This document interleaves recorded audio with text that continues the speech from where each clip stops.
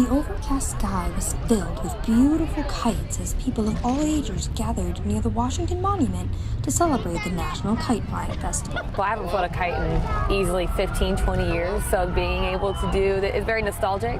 So it's nice being able to fly a kite and, get that little adrenaline rush from your youth again. Each year, thousands of visitors get to see not only their own kites, but kites of every kind take over the skies over D.C. A tradition that started in 1967, the annual Cherry Blossom Kite Flying Festival is made to showcase not only the skills of the kite flyers, but the craftsmanship of the people who made the kites. The festival has become a staple for many D&D residents, many of whom are now passing the tradition on to their families.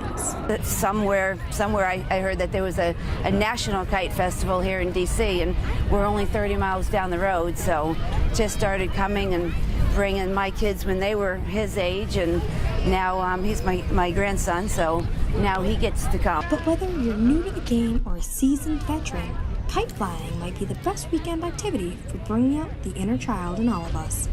This is Britton Delaney for District Wire News.